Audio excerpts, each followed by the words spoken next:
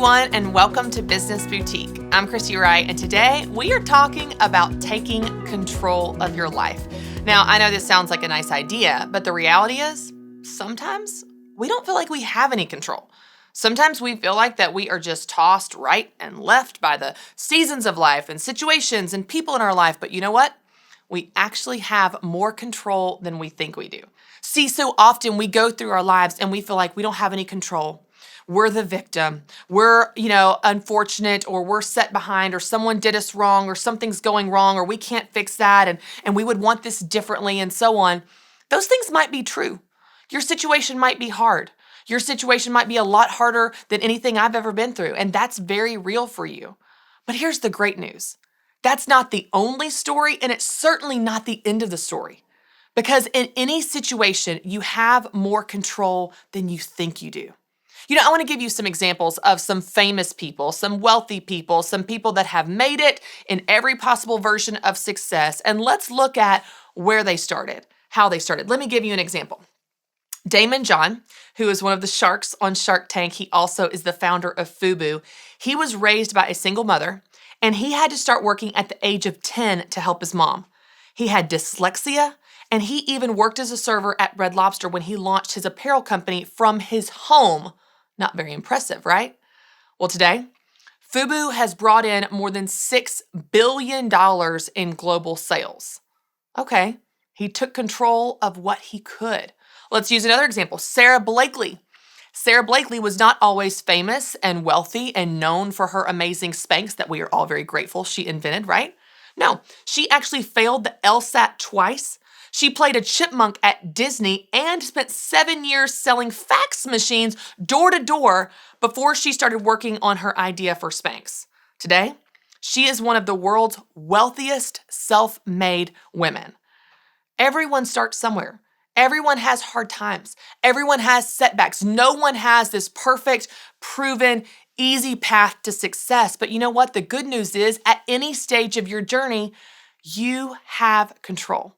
You have control in bad times. You have control in good times. You have more control at any stage than you think you do. And I think this is really important because how you view your life and the amount of control that you have, the amount of personal responsibility that you take, the amount of resilience and resolve and determination that you choose to use in your life will affect how your life goes, the results that you get, whether you reach your goals, and whether your story goes where you want it to go or not.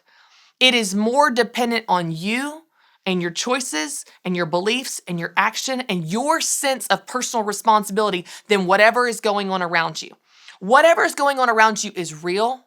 I know that it is a factor in your ability to be successful, but it is not the only thing. Because there is a person that can change that. There is a person that can fix that. There is a person that can choose something different, and that person is you. So I want to go through 3 major setbacks that keeping us from feeling in control. I want to go through 3 specific problems that I've faced in my life and I've seen many women face in their lives when it comes to feeling like we have the ability to control our destiny. And I want to go through each one of those and talk to you about a solution for each of them. So let's go through the first one. The first one is simply a victim mentality. This is all about your beliefs. You don't believe you have control, so of course you don't try to control anything. You sit back, you wait, you pout, you complain, you have a pity party and you invite everyone else. I'll tell you, this belief is really prevalent. It can be prevalent in certain families because maybe that's how you were raised. Maybe you've never seen a model of a go-getter, of someone that takes personal responsibility, of someone that has optimism and perseverance and persistence. You've never even seen it, so how would you know it's possible?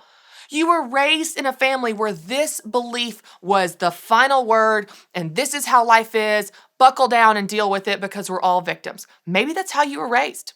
In fact, it's also prevalent in certain cultures. When I speak all over the country, it's so interesting how different audiences have different personalities. Now, you wouldn't think an arena of 500 or 5,000 people could have a group personality, but they do. And you can go to some areas where they are excited and fired up and glad to be there, and they're locked in and they're so enthusiastic, taking notes, and they're going to go out of there and change the world. And I've spoken at other arenas, same event, same lineup, same situation, same brand. And the entire energy in the room, the belief, the posture, the facial expressions, everything in the room is, well, that'll never work for me. Well, I'm never going to get out of debt. I can never build a business. Little man just can't get ahead. Poor me. The entire room feels that way.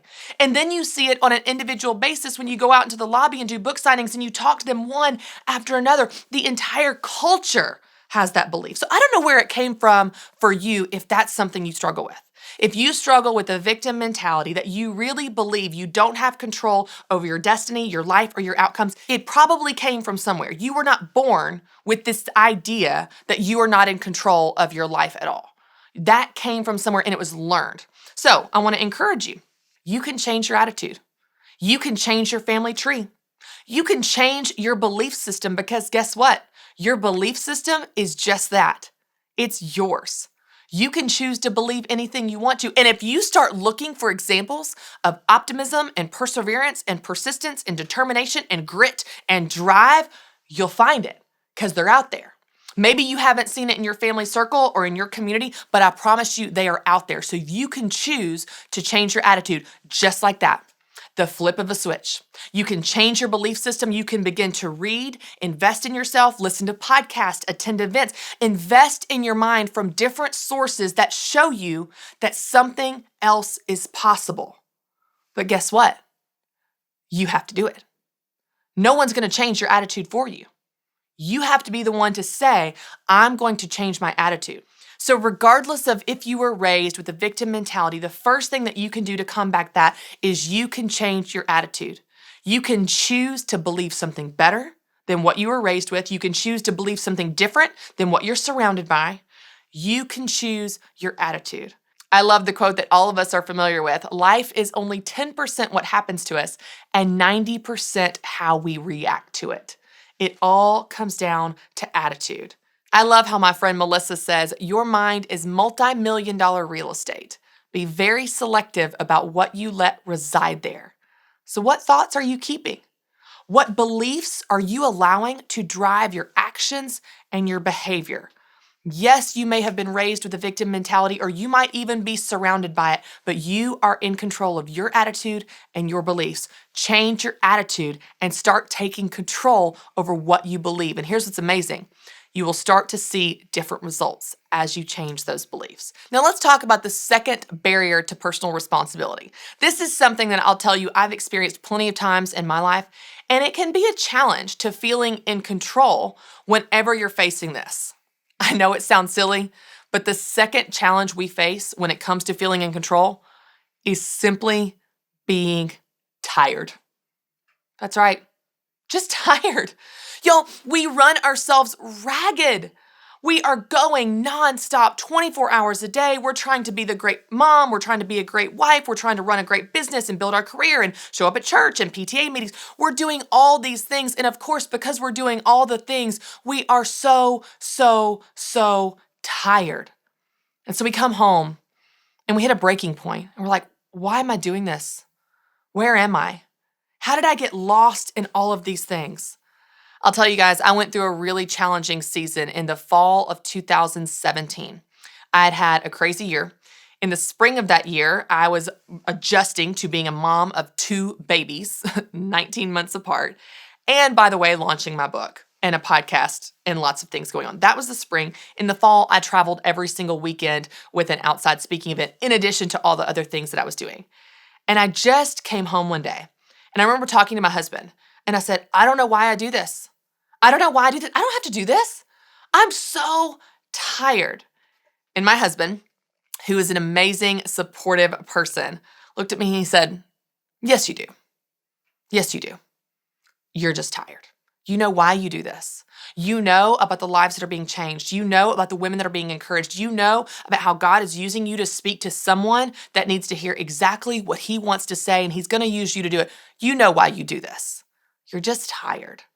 And there was such wisdom in his words, because the reality is, I love my work. I love what I get to do. I love that I get to do work that matters, that changes people's lives, that helps people. But you know what? I didn't feel in control of that. I felt like I was a victim to the work. I was a rat on a wheel. I was constantly trying to keep up. I didn't feel in control. I didn't feel that I had any sense of being able to change something about my situation because I was always running and gunning and at airports and going hard. And I just felt like I was a passive participant, a victim in my schedule. But the truth is I wasn't, and I'm not a victim. I actually love my work. I love my schedule. I was just tired. I just simply needed rest. So if you're just feeling discouraged, it doesn't mean that you're not in control of your destiny. It doesn't mean that you're not in control of your choices or your outcome. You might just be tired. Now, I want to give you some encouragement with this one. That actually is not only what my husband encouraged me, but it's also a good reminder for all of us. What's your why? Go back to your why. What's your why for your work or your why for your kids or your why for the things that you're doing? If you're feeling discouraged and tired, go back to your why. What's your why for the work that you do? What's your why for your kids or your family or your commitments? When you get to your why, you get to that deeper level, that deeper meaning behind those things that matter to you, and it helps you reset on what really matters. But here's another really tactical, simple thing that you can do. Get some rest. Y'all, get some rest. Go to bed earlier, sleep in a little longer, take a nap when and if you can, just get some rest. Here's what's fascinating. Rest is actually biblical. I've been learning about this a lot recently as I've been diving into scripture on rest. And rest is not only a blessing from the Lord and a gift from the Lord, it's also a command. We have a command to rest because God knows we need it. He knows what's good for us. But here's what's interesting. Lack of rest is used in some situations in the Bible as punishment. The Bible says they will never enter my rest because of their unbelief. It's actually used as punishment to not be able to have rest. So maybe something you need to make you feel more in control, maybe something you need to make you feel like you actually have a say in your own life is simply to get some sleep. I'll tell you guys, in my life, tired decisions are never good decisions. Tired decisions are never wise decisions. Tired decisions never lead to a good outcome. Get some rest. Get some rest. You will wake up and you will have such clarity about that situation. You will feel such a sense of confidence and control about your life when you just stinking get some sleep. So if you're feeling discouraged, you might not be discouraged. You might not be a victim. You might just be tired. So get some rest. Now, the third challenge when it comes to personal responsibility and feeling a sense of control over our lives, and this I've seen a lot, is sometimes masked as holiness. Here's the challenge. You're waiting on God. Well, you're not going to take any steps because you're waiting on God. You're not going to take any action because you're waiting on God. You're not going to do anything because you're waiting on God. I remember speaking at an event several years ago, and I was signing books in the lobby during the break, and so many women came up to me, and I was like, oh, what are you working on? What are you excited about? And they said, oh, well, I'm just waiting on God to show me what to do. I'm just waiting. Been waiting a while. Been waiting 7 years. Been knitting on my couch waiting 7 years for God to show up. He hadn't shown up yet, but I'm just waiting. Okay. It's good to wait. It's good to be patient. I'm all about it. I should work on that more. However, if you've been waiting for 7 years, God might be saying, sister, it's time to get moving. It's time to do something. I tell people all the time, God can steer a moving vehicle. He cannot steer a stalled car. If you are praying and you are asking God to direct you as you are walking, He will direct you. You will be in His will as you take steps of faith where you are today. What can you do today? What action can you take today? What knowledge do you have to inform your decisions today? Instead of waiting for a lightning bolt from the sky and for an angel to literally appear in your living room in front of your Netflix episode, why don't you get up and do something? Go do something. You have more control than you think you do. And sometimes we sit around under this banner of holiness of I'm going to be the best Christian and wait my whole life away for God to show up. And God's going, I'm here. I am attracted to activity. Let's get moving. I will show you where to go. I will show you the next step when you take the first step, but you got to get off the couch and take the first step.